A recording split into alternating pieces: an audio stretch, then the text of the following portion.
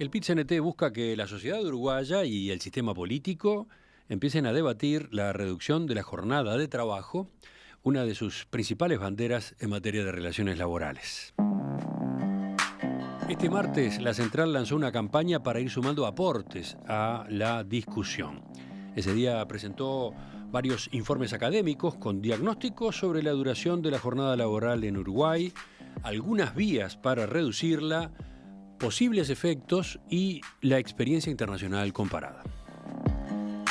Además, el PIT-CNT informó que tiene previsto reunirse con legisladores y candidatos de todos los partidos para instalar el tema ahora en la campaña electoral en curso.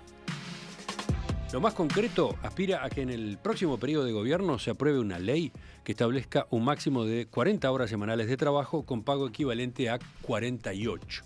Posteriormente se abriría un proceso de negociación por ramas y sectores de actividad para definir el alcance y la aplicación de una medida de ese tipo. Discutimos el tema en la tertulia el miércoles. Hoy corresponde profundizar, conocer más, incluso a partir de esos ecos, qué es lo que está ahora planteando el PIT-CNT. Y por eso recibimos a la economista del Instituto Cuesta Duarte, Alejandra Pico. Buen día. Buen día. Y Fabio Riverón, presidente de FUESIS, la Federación Uruguaya de Empleados del Comercio y Servicios. Buen día. Buenos días, gracias por la invitación. Primero una pregunta general. ¿Por qué lanzan ahora esta campaña? ¿Por eso? ¿Porque estamos en campaña electoral? Bueno, sí, un poco por eso es la oportunidad. En realidad el tema fue puesto arriba de la mesa ya el año pasado en el acto del 1 de mayo por el presidente de la Central. A partir de ahí creo que se abrió la discusión un poco acá en Uruguay sobre el tema. Hubo varios debates, hasta se presentó un proyecto en el Parlamento. Eso se levantó también en el marco de la negociación colectiva por parte de algunos grupos.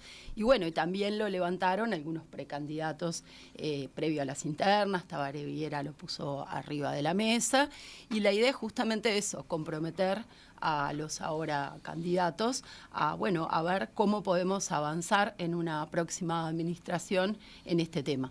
¿Ustedes buscan que se reduzca la jornada laboral en general o las situaciones más extremas?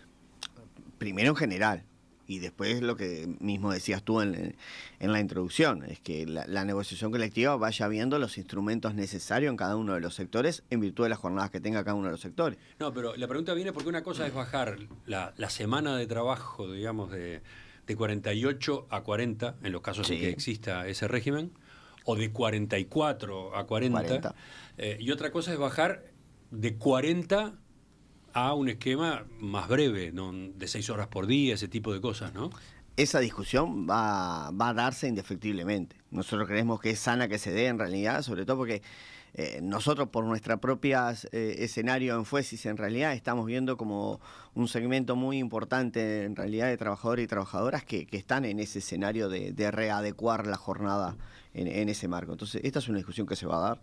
Sí. Sí, pero en principio el foco está puesto en lo otro. En lo otro. En las semanas de trabajo. Porque decimos jornada de trabajo y en realidad estamos hablando de la semana, ¿no? Sí, es que hoy en Uruguay ese es el tema. No todos los trabajadores legalmente, en principio, y tampoco cuando miramos los datos de lo que es el tiempo de trabajo efectivo, más allá de lo legal que dedican las personas al trabajo remunerado, varía entre sectores de actividad. Hay sectores que tienen distintos topes legales, algunos de 40, algunos de menos, incluso en la salud, en la enseñanza.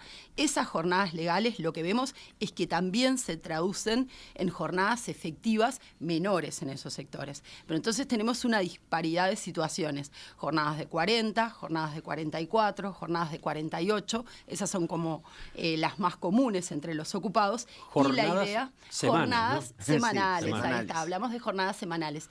Y la más extensa de 48 horas, lo que plantea es 2 límites legales. Una jornada diaria con un tope de 8 horas y semanal con un tope de 48. El objetivo es tender a un tiempo de trabajo, para ser más correctos, semanal, no mayor a las 40 horas, que es un poco a donde ha ido caminando el mundo, digamos. Sí, a ver, empecemos por ubicar dónde estamos parados. En 1915, Uruguay fue pionero cuando aprobó la ley que estableció como límite para la jornada laboral las 8 horas diarias y las 48 semanales. Aquello fue todo un hito. Bueno, hoy, ¿cómo estamos? ¿Estamos rezagados con respecto al régimen que existe en otras partes del mundo?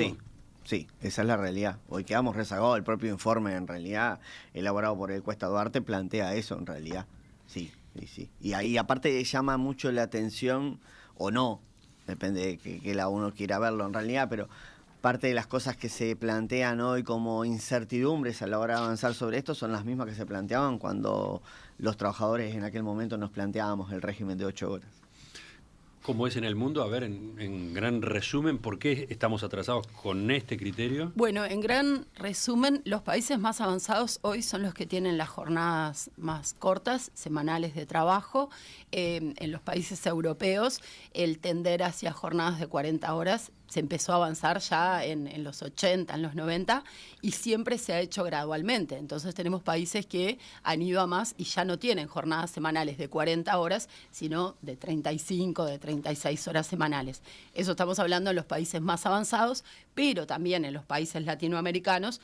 Chile, por ejemplo, hoy está recorriendo su segundo proceso de reducción de la jornada. También lo hemos visto en otros países de la región. Entonces, si bien Uruguay, como decía, tiene distintas jornadas por sector de actividad laborales semanales, la de 48 horas nos está quedando como de las más extensas del mundo, ¿verdad? Si bien no abarca a todos los trabajadores, en general, en los distintos países se ha ido atendiendo a jornadas de trabajo semanales más cortas. Ahora, veía en el informe que ustedes presentaron cuál es la realidad. Ahí está. ¿Cuál es la realidad más allá del marco legal? Sí. ¿Cuál es la jornada efectiva de trabajo en Uruguay? ¿Cuánto está durando hoy? En la semana, en promedio, para el total de trabajadores, con toda esa diversidad que hay entre sectores, tenemos una jornada efectiva de trabajo semanal un poquito menor a las 40 horas, de 39,6 horas semanales, pero eso se compone, sí, justamente de algunos sectores que tienen jornadas muy extensas, legales, y que se traducen en tiempo de trabajo efectivo también muy extenso, promedio, ¿sí? Porque en ese promedio también vamos a encontrar trabajadores que trabajan más horas y otros menos. Ajá. Entonces tenemos sectores que los vemos como problemáticos. Ese es el caso, por ejemplo, del sector del transporte. 47 horas semanales implica que hay trabajadores que trabajan bastante más a la semana. Tenemos una tabla en la pantalla, en la emisión en streaming, para quienes nos están siguiendo por ahí. Esa tabla justamente refleja la diversidad de la que estaban hablando, ¿no? El sector más extremo es transporte y almacenamiento con 47,2. Sí.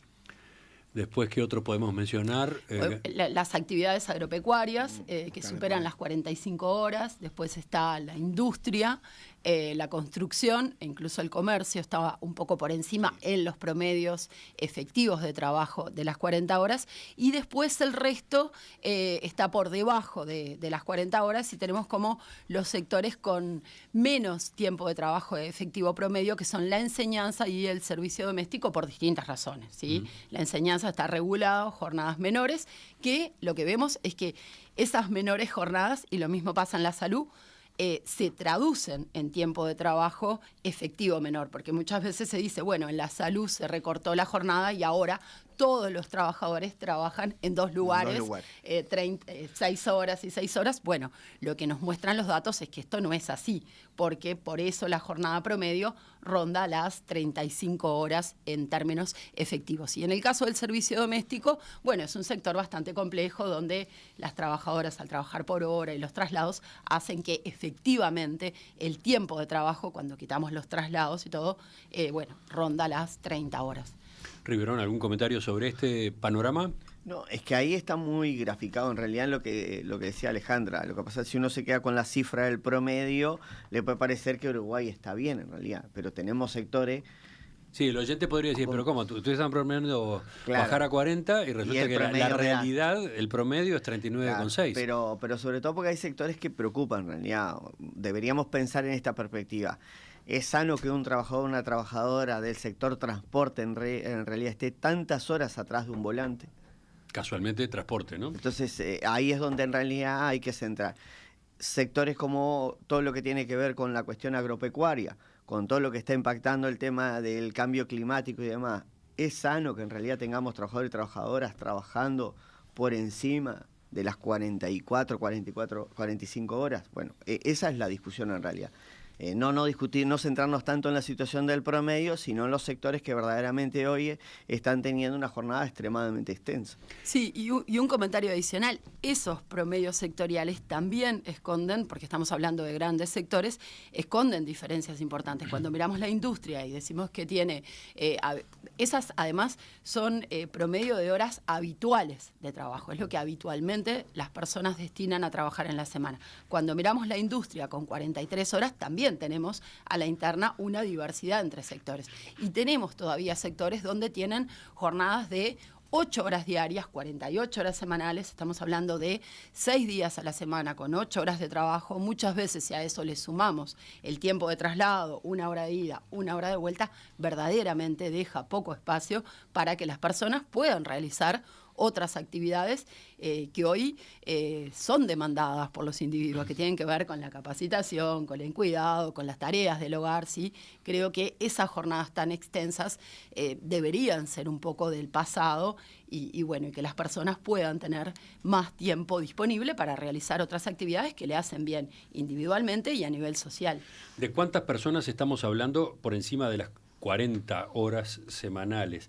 El informe tiene dos encares en esta materia, ¿no? Sí, miramos. La población ocupada y la población asalariada. A ver. Sí, nosotros miramos en primer lugar la población ocupada. Los ocupados están conformados, son todos los que trabajan de manera remunerada, pero ahí tenemos la situación de los trabajadores asalariados, dependientes y los cuentapropistas o quienes no trabajan en una relación de dependencia. Nosotros primero miramos la foto del total de ocupados y después la de los trabajadores dependientes, porque en realidad son los que se verían abarcados por un cambio en la normativa, ¿sí? Los trabajadores por cuenta propia, no. Aunque lo que muestra la experiencia internacional es que la baja de horas legales para los trabajadores dependientes termina impactando también en la jornada de los trabajadores por cuenta propia, que son quienes definirían por ellos mismos su jornada laboral. A ver, también va a estar la información disponible en nuestra web con los informes que ustedes presentaron. Capaz que podemos poner alguna de las gráficas en pantalla, pero si consideramos la población asalariada, quienes trabajan 40 horas o menos son 688.000, ¿no? 688. Algo más de la mitad. Ahí está, algo más de la mitad. Después, entre 41 y 47 horas semanales, 267.000 personas. Hacen 48 horas semanales, estrictamente 48, 158.000. Y hacen más de 48 horas, 98.000. Ese sería el espectro, ¿no? Sí, esa es un poco la foto.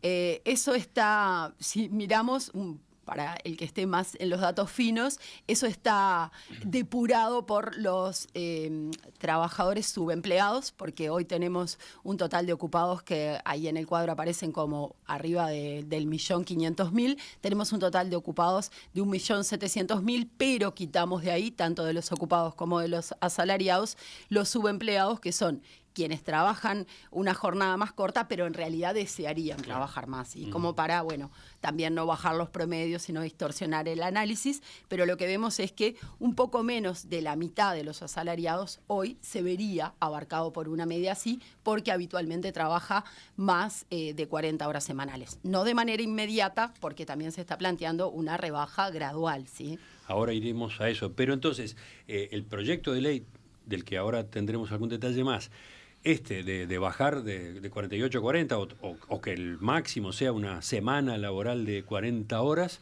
estaría vinculado con 523.000 personas, ¿no? Sí. Eso me da la suma a mí. Sí. 523.000 personas asalariadas. Sí, Esas son las que trabajan más de 40. Sí, exactamente. ¿Y qué dice entonces este número? ¿Cómo lo evalúan ustedes? ¿Qué comentarios hacen sobre ese dato? Bueno, yo creo que ese es un dato bastante general. lo que nos está mostrando es que hoy poco menos de la mitad, creo que algo así como el 46% del total de los asalariados, trabaja más de 40 horas habitualmente, se verían abarcados, y de vuelta estos cambios normativos o legales, que es a lo que se está apuntando, además de ser graduales, creo que también, y esto es lo que nos muestra el análisis de la experiencia internacional, una cosa es la normativa y otra cosa es lo que pasa en la práctica. También empiezan a impactar en la práctica de manera un poco más lenta, o sea, las horas extras van a seguir existiendo y las personas, bueno, van a ir gradualmente adecuando también las horas de trabajo habituales a lo que va planteando la normativa. Pero en principio estamos hablando de poco menos de la mitad de los asalariados que se verían impactados en un principio. En el caso del comercio, ¿cuál es la realidad, Riverón? Bueno, ahí la gráfica maneja el promedio, ¿no? Estamos 2 horas y poco por encima de las 40. 42,1, ¿no? Ahí está. Pero la realidad es la que dice Alejandra. En realidad, en esa situación de los promedios, nosotros nos encontramos en algunos sectores que han logrado reducir mediante la negociación su carga horaria, pero después tenemos otros sectores donde en realidad hay una carga horaria importante, en realidad muy por encima del escenario de las 40. ¿Cuáles serían esos? Y, por ejemplo, en realidad tenés toda la seguridad privada que está en 44, con todas las situaciones que esto conlleva en realidad. Muchísimos sectores de los servicios te podría poner ahí en realidad, pues son muy escasos los que están por debajo en realidad, y el propio comercio está también por arriba de eso. Entonces hay escenarios para seguir pensando en esto. Y un poco lo que te decía, nosotros fuimos ya 2 rondas salariales por la vía de la negociación colectiva intentando impulsar esto, y la verdad es que fracasamos con un escenario que ni siquiera era meternos en la reducción lisa y llana, era la posibilidad de instalar comisiones que fueran evaluando las capacidades sectoriales para ver cómo se va trasladando este escenario de ir reduciendo, y ni siquiera tuvimos la buena vista de instalar estas comisiones. Entonces el debate tiene que ser mucho más amplio, porque claramente por la vía sectorial no hemos logrado avanzar. Quedó dicho en más de una de las respuestas de ustedes. Ya se ha ido bajando la semana de trabajo en el Uruguay por la vía de la negociación colectiva, por la vía de la negociación por sectores, ¿no? No en todos, claramente no en todos. Y acá Riverón mencionaba uno donde hubo intentos y todavía no se ha entablado siquiera la conversación. No hubo... No hubo el visto bueno del lado empresarial de instalar estas comisiones que fueran estudiando las particularidades que el sector tiene para ver cómo se llega a eso, en realidad. Pero hay sectores que ya lo han implementado, sí, lo están implementando. Sí. Y por eso es que aparece entonces la necesidad de la ley o la conveniencia de una ley. Sí, yo creo que el camino de la ley en nuestro país, donde tenemos diferencias sectoriales que son bien importantes, si bien la negociación colectiva tiene una cobertura muy amplia y abarca prácticamente al 100% de los asalariados en el sector privado, el camino de la negociación tiene la dificultad que planteaba Fabio, que es encontrar acuerdos en el marco de la negociación en torno a eso. Entonces, lo que vemos es que hay sectores importantes. Por ejemplo, voy a poner el caso de los trabajadores rurales, donde difícilmente por su propio poder de negociación en las mesas de discusión sectorial, es uno de los sectores además que tiene jornadas de trabajo de las más extensas, puede alcanzar estos logros. Sí se han alcanzado en algunos grupos de actividad. Cuando hablamos de grupos de actividad estamos hablando de unidades de negociación. Si pensamos que tenemos 240 unidades de negociación, en realidad se ha avanzado, pero todavía esto es muy acotado en el marco de la negociación colectiva, ¿sí?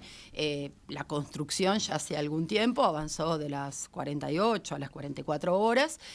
Bueno, en el resto de sectores ha sido, acotado en cuanto a la cantidad de trabajadores que cubren esas reducciones, aunque siempre se sigue planteando. En particular, esto tuvo bastante fuerza en la última ronda.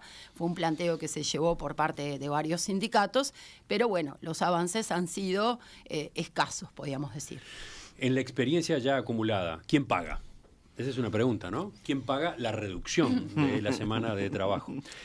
Otra pregunta, ¿qué dice el contexto internacional en esa misma materia?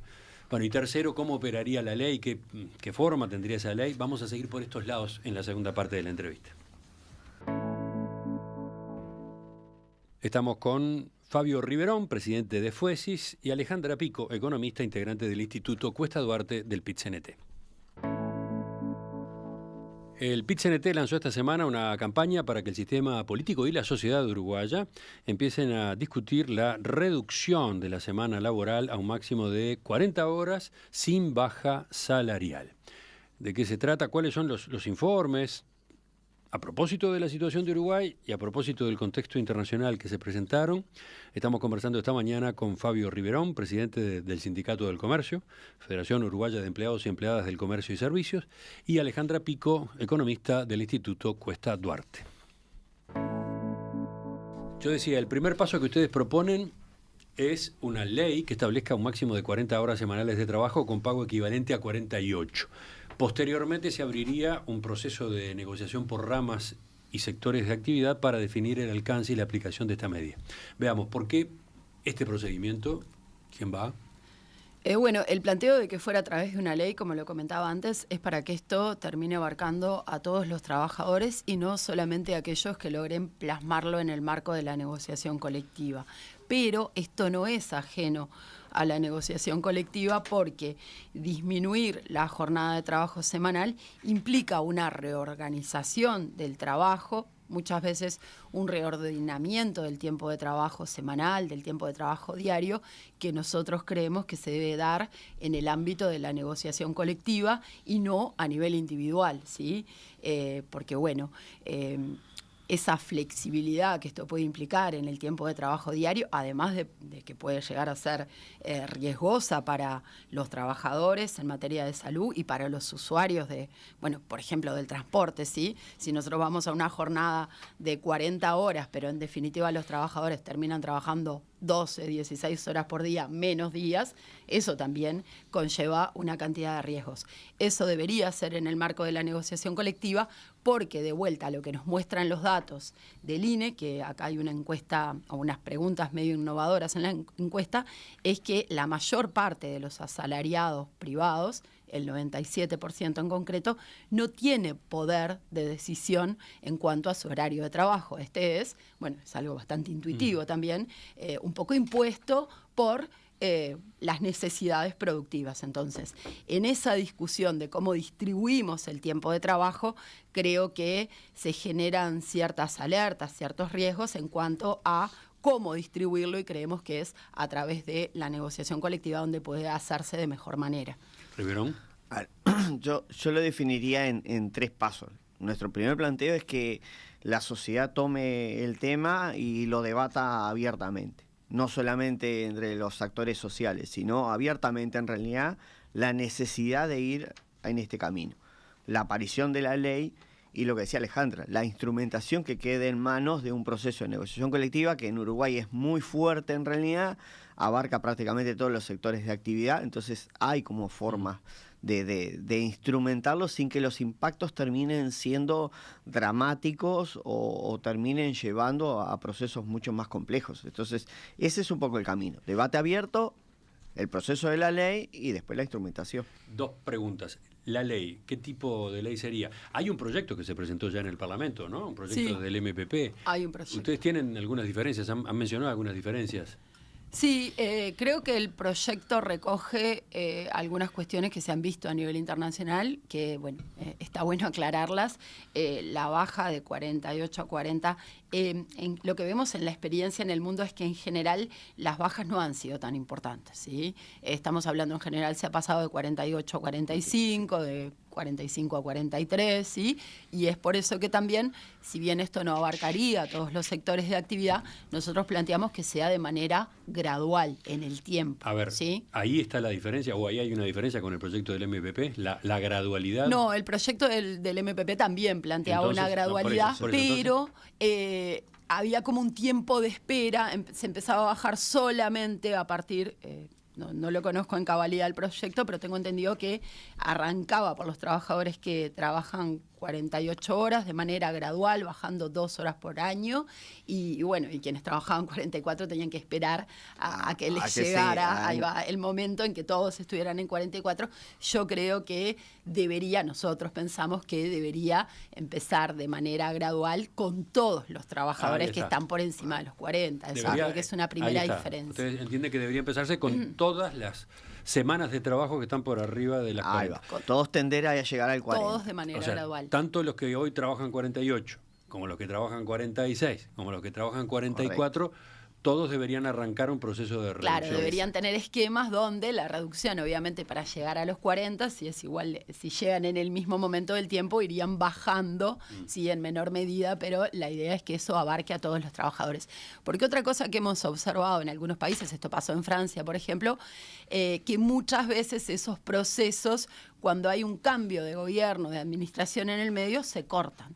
Entonces estaría bueno que no terminemos quedando con una jornada de que el proceso se interrumpa y no quedemos con una jornada de 44 horas. Eso es lo que nosotros aspiramos, sino que abarque a todos los trabajadores que gradualmente, según la situación en la que estén. Hoy básicamente creo que tenemos legalmente, porque de vuelta acá estamos hablando en términos de la normativa, tenemos jornadas de 48 y de 44. Y nosotros pensamos que esas jornadas legales deberían empezar a moverse conjuntamente hacia las 40.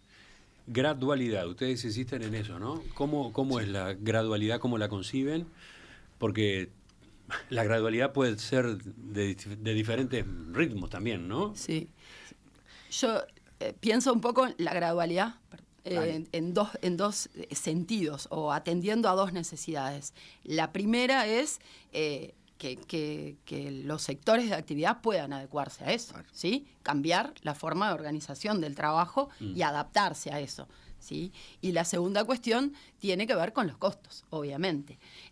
Si nosotros pensamos en una baja del tiempo de trabajo semanal de 48 a 40 horas semanales, estamos sin una rebaja salarial. Eso implica un incremento en los costos unitarios laborales o por hora, ¿sí?, del entorno del 17%, que es lo que representa esa rebaja salarial. Entonces, bueno, es más sencillo ir bajando gradualmente para que en materia de costos eso también pueda ser absorbido por incrementos de la productividad que una baja en un solo momento. Esa es la apuesta, efectivamente. ¿Esto se paga con aumentos de la productividad? Bueno, es la gran discusión que el Uruguay se está planteando hoy. Los candidatos y las candidatas lo plantearon en las internas. Nosotros creemos que sí. Se dice una parte de la situación. El movimiento sindical siempre ha estado propenso a discutir este escenario de la productividad.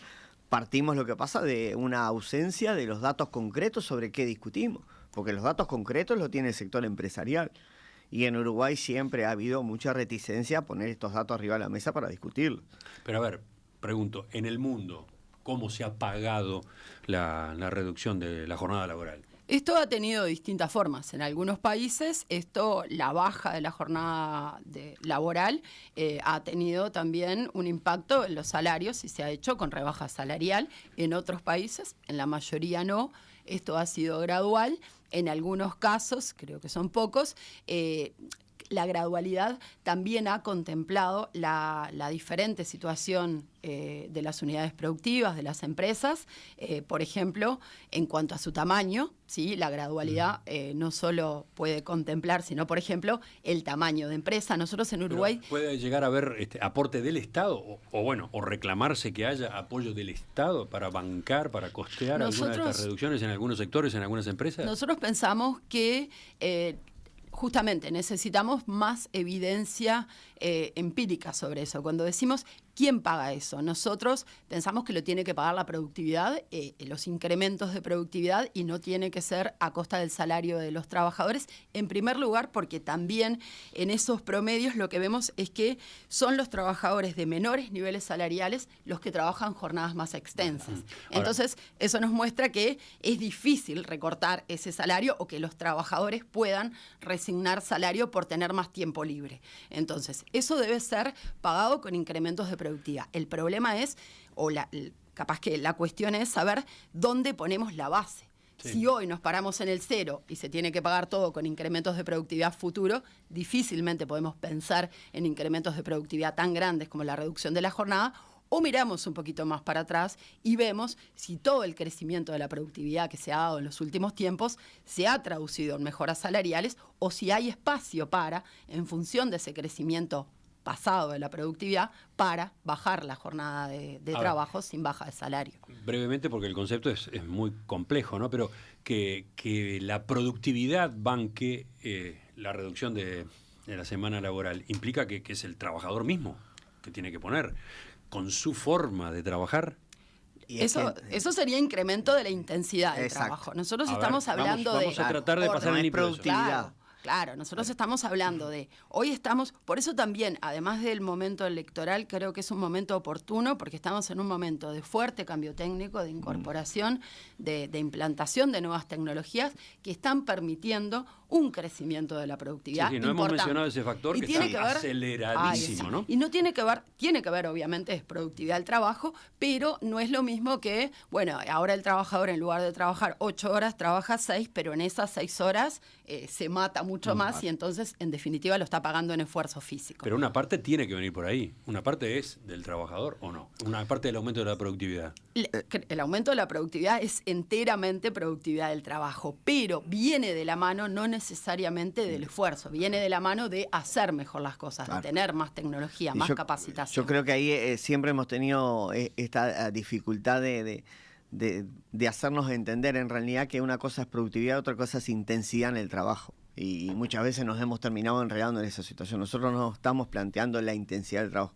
Estamos hablando en realidad sí de que esencialmente lo que levanta son los niveles de productividad de las propias empresas en realidad. Está claro eso, que si se hace con mano de obra, hay una parte del ejercicio que realizamos los trabajadores y las trabajadoras, pero no necesariamente tiene que ver con que incrementamos nuestra intensidad en la jornada diaria.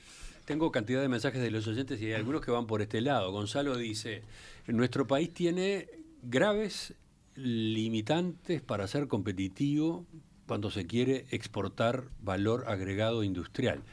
Los costos nos inhabilitan a exportar. ¿No es un tiro en el pie para la posibilidad de generar empleo bien remunerado? ¿O exportamos bienes y servicios o exportamos gente? Esas son las alternativas, dice el oyente. El sector tecnológico, por ejemplo, en Uruguay viene exportando cada vez más. Y las cargas estatales, en lo que se refieren a las cargas impositivas y todo, son las que son. Y sin embargo, ha venido levantando, ha venido exportando muy bien.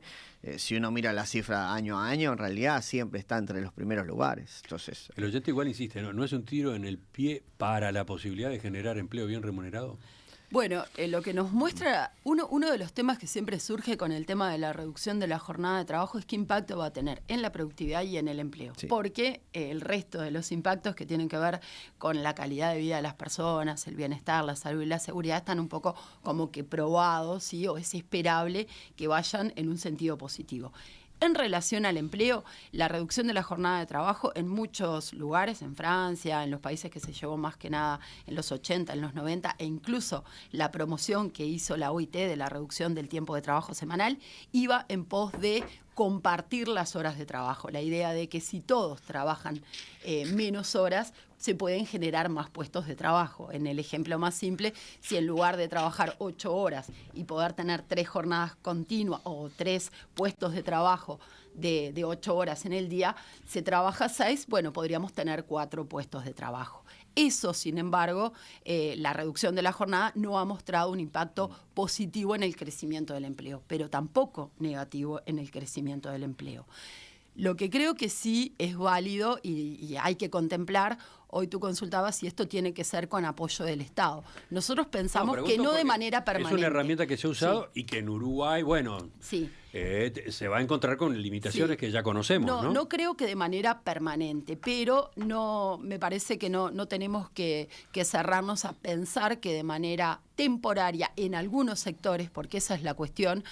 Muchas veces miramos al sector productivo en Uruguay como un todo, pero tenemos heterogeneidades muy grandes a nivel sectorial y a la interna de los sectores. Entonces, creo que hay sectores que pueden absorber plenamente esto con los costos, hay sectores que quizás no tanto, y dentro de los sectores también hay diversidad entre las empresas. Entonces, hay que tener más evidencia para contemplar esto, y cuando estamos hablando de esa contribución que podría tener el Estado, no estamos hablando para todos los sectores.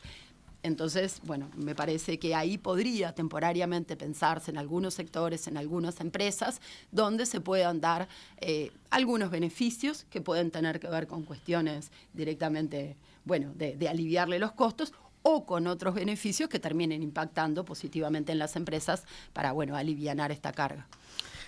Nosotros cuando planteamos hace un ratito que en Uruguay faltan poner algunos datos arriba de la mesa para una discusión franca, en realidad, esto que decía Alejandra, nosotros lo sabemos en realidad, por nombrar en el sector comercio nomás, hay un montón de empresas que tienen prestaciones de parte del Estado, ayudas con diferenciales en lo que tiene que ver con la cuestión impositiva. Bueno, nosotros los detalles de eso no lo sabemos. Nosotros nos preguntamos en realidad, todo eso, si se blanquea, se pone arriba de la mesa, ¿no terminará llevándonos a que sea mucho más fácil discutir los costos que podría implicar la reducción de la jornada laboral? Estamos convencidos que sí. Uruguay no es que tiene un paquete tan rígido con respecto a la estructura impositiva. Hay ayudas de todo tipo, hay quitas varias en realidad, a veces por sector, muchas veces por empresas en realidad. Entonces, bueno, si todo esto se pone arriba de la mesa, va a ser mucho más fácil discutir cómo se cubren los costos de ir transitando el camino de la reducción de la jornada. Enseguida completamos la entrevista. Vamos a incorporar algún mensaje más de los que han llegado desde la audiencia, que son una cantidad, y un capitulito que me quedó pendiente a mí. Llegamos al final de la entrevista con la economista Alejandra Pico del Instituto Cuesta Duarte y Fabio Riverón, presidente de FUESIS.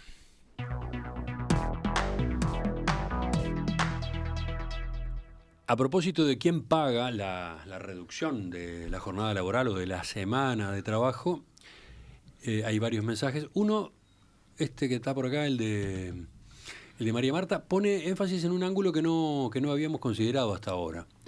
La posibilidad de que en realidad termine pagando el consumidor, o sea, terminen pagando otros ciudadanos.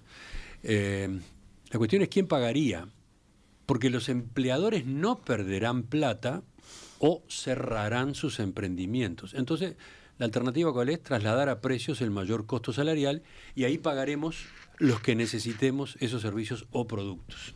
¿Qué responden ustedes? Bueno, que cuando miramos muchos de los sectores de actividad de los que se verían abarcados por la reducción de la semana laboral, no son sectores que se vuelquen necesariamente al mercado interno. Uh-huh. Entonces, al estar sometidos a la competencia internacional, no tienen la posibilidad de trasladarlo a precios, como pasaría en el caso de sectores vinculados al mercado interno o que no están sometidos a la competencia internacional, lo que llamamos los bienes no transables.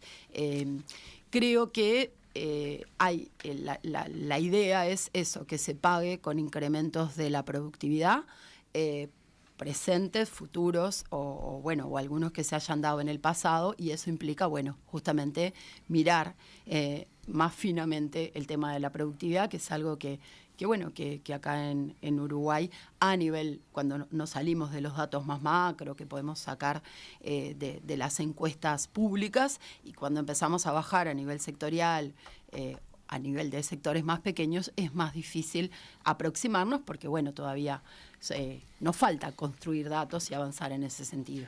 Después hay varios que preguntan de qué manera se garantiza que la persona que se beneficia, digamos, con la reducción de la jornada laboral, la semana laboral, no termina asumiendo otros trabajos, no termina agregando trabajos, fomentando entonces así, en definitiva, el multiempleo con una ley como esta. Bueno, los datos de la investigación no dicen necesariamente eso. Ese es el primer dato que tiene desde el Instituto Cuesta Duarte arriba de la mesa, es ese en realidad. No hay demostración de una cosa que parece como del lenguaje cotidiano, de decir, la gente termina yendo al multiempleo cuando reduce su jornada. No aparecen en los datos de la investigación. Entonces, no tendríamos por qué tener el temor de que esta vez sí, porque se hagan cuestiones generales, cuando los sectores que ya avanzaron no terminaron en ese escenario. A ver, esta pregunta se vincula con otra. Hay oyentes que piden que expliquen mejor por qué. ¿Por qué la reducción de la jornada laboral? ¿Qué fundamentos tendría? Y quizás está atado con lo otro, ¿no? Porque si resulta que de la reducción de la jornada laboral se va a que la persona igual trabaje mucho porque incorpora otro trabajo, se pierde lo que se supone que es el beneficio. A ver. Sí, creo que el principal beneficio que hay arriba de la mesa, cuando nosotros estudiamos y miramos los impactos que se puede esperar de esto, tanto desde lo que nos dice la teoría económica, y lo que nos dicen además los resultados de aquellos países donde se ha implementado, básicamente, como decía, se miran los impactos que tiene en el empleo, en la productividad, en el salario, pero fundamentalmente y lo más contundente son los datos que muestran las mejoras en la calidad de vida y en el bienestar de las personas, en la salud, por ejemplo, la baja en enfermedades profesionales, en estrés laboral, la baja en accidentes de trabajo, porque, bueno, muchas veces vemos que esos son producto de la fatiga, el cansancio, jornadas extensas. Entonces, creo que la principal razón, y esto también pone énfasis la OIT, es avanzar hacia esa idea de trabajo decente. Y un trabajo decente es aquel que te permite compatibilizar tu jornada de trabajo con otras actividades de la vida, conciliarla con la vida familiar, por ejemplo, ¿sí? Hoy vemos en Uruguay, también en el mundo, es verdad, pero en Uruguay hay una diferencia muy marcada en el tiempo de trabajo no remunerado, que es algo que no estamos poniendo ahí arriba de la mesa. El trabajo de los cuidados y del hogar está muy volcado en las mujeres. Cuando miramos el tiempo de trabajo remunerado, vemos la inversa. Entonces, menores jornadas de trabajo también pueden promover o habilitar esa brecha, a disminuir esa brecha de género que hoy tenemos y esa menor inserción de las mujeres en el mercado de trabajo. Entonces, creo que el fundamento central es eso, caminar hacia esa idea de trabajo decente, que es un trabajo que te permita conciliar el trabajo que necesitamos, remunerado, que necesitamos ingresos para vivir, con el resto de actividades de la vida. Yo creo que el centro es ese, en realidad, el tratar de mejorar nuestra calidad de vida. Si mejoramos la calidad del escenario de nuestros empleos, vamos a mejorar la calidad de vida. Yo me centro en esos 3 elementos que planteaba Alejandra. Creo que disminuyen los accidentes laborales, disminuye el propio estrés laboral y empieza a equilibrar la participación entre el hombre y la mujer. Entonces, yo creo que esos 3 elementos deberían ser centrales en una sociedad como la nuestra para decir, bueno, bienvenido al debate, no cerrémonos con posibles límites de antemano y tratemos de caminar hacia eso, ¿no? Hacia mejorar nuestra calidad de vida. En el final, un tema que supongo que da para un buen rato de conversación, pero que apareció en el acto en el que el PIT-CNT lanzó esta campaña. Estuvo presente allí el ministro de Trabajo, Mario Aristi, y él sostuvo que es partidario de una redistribución de la jornada laboral y no tanto de una reducción. Consultado sobre cómo sería esa redistribución, dijo que en el mundo hay distintos modelos. Por ejemplo, se podría trabajar más horas durante 2 días de la semana y tener el viernes libre, consiguiendo así un descanso más extenso. O sea, añadió una especie de banco de horas, se implementa una especie de banco de horas para que de ahí se puedan ir utilizando. Sucede en otras partes, continuó señalando. ¿Escucharon esto? ¿Cómo encaja o no encaja? ¿Qué vínculo tiene con lo que estamos discutiendo, con lo que ustedes están proponiendo? Yo creo que son 2 temas que están emparentados. En general, cuando aparece el tema de la reducción de la jornada, aparece también el tema de redistribuir el tiempo de trabajo. Yo creo que la discusión solamente de redistribuir el tiempo de trabajo no termina generando los beneficios que hoy hablábamos de la reducción de la jornada. Es un planteo que ha estado arriba de la mesa de parte de los empresarios desde largo tiempo y que no ataca o no va en línea con las demandas y con las necesidades de los trabajadores. Como decía hoy, los trabajadores tienen poco margen para imponer las necesidades y las demandas que tienen de cuidado de su familia, de llevar sus hijos al médico, de acompañarlos en sus actividades escolares, de todas cuestiones que parecen bastante necesarias para la vida sana de las personas, de imponerlos ante las necesidades del proceso productivo. Entonces, lo que tememos nosotros en esa flexibilidad de la jornada laboral que aparece como tan linda, como que si los trabajadores pudieran después decidir cuándo trabajan un día y al otro no, que en definitiva quedan sometidos a las necesidades del proceso productivo y que de repente, trabajando la misma cantidad de horas, trabajan muchas horas un día, capaz que menos el otro, pero no en función de sus necesidades y de sus demandas, y entonces eso no termina generando esos beneficios o esa mejora en la calidad de vida o en el bienestar de las personas que señalábamos con la reducción de la jornada de trabajo. Nosotros creemos que son temas que están hermanados, están emparentados, pero pensemos en esto. Alguien que tiene una jornada laboral de 44 o 48 horas semanales, ¿tiene forma de en realidad agregar más horas de trabajo un día para después tener 2 días libres? Bueno, están emparentados, están hermanados en realidad. Caminando hacia la reducción de la jornada laboral, es posible que tengamos condiciones, y en muchos sectores de actividad es más que posible el tema de redistribuir la jornada semanal. Alejandra Pico, economista, integrante del Instituto Cuesta Duarte del PIT-CNT. Fabio Riverón, presidente de FUESIS, el Sindicato de Comercio y Servicios. Les agradezco a ambos la presencia esta mañana, la exposición de estos argumentos.